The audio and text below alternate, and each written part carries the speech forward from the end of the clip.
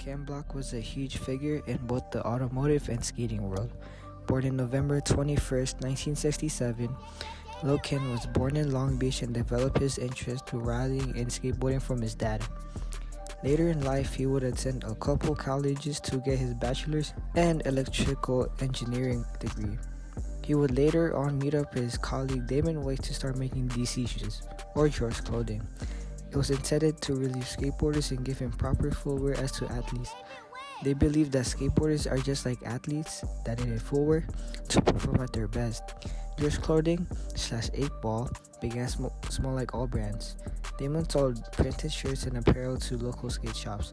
Later on, he would advertise it in the skate industry and it became widely spread for the shoes' comfortability and how the brand appeals to skaters in a variety of communities. Drawers created its iconic DC logo with stars on it, and they got sued by DC Comics and Converse soon after for having a similar logo, but in the end they won since the companies didn't trademark their own logos, and Drawers only had to change the amount of stars in the logo.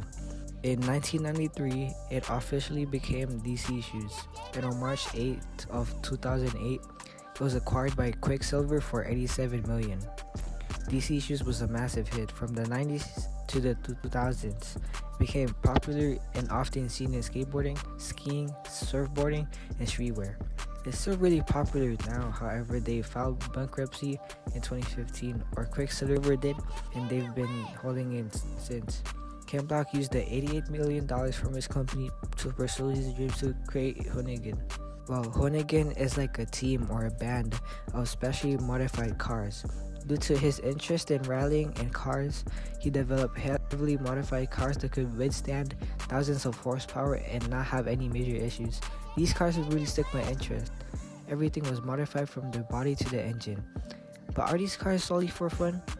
Well, these cars were named after Hoonigan, like Honey Pegasus or Honeycoin. And there's this YouTube channel called Hoonigan that shows the cars off in very different places.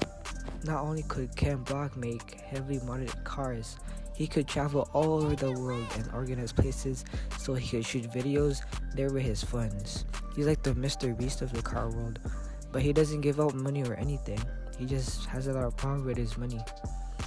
Life may have seemed great for Ken Block and his team, but in January of 2023, Ken Block tragically died due to a snowmobile incident in Woodland, Utah. It hit huge in the car community. Everyone was making tributes to him and his impact in the world. Ken Block is still very popular, but his death hit on everyone really hard.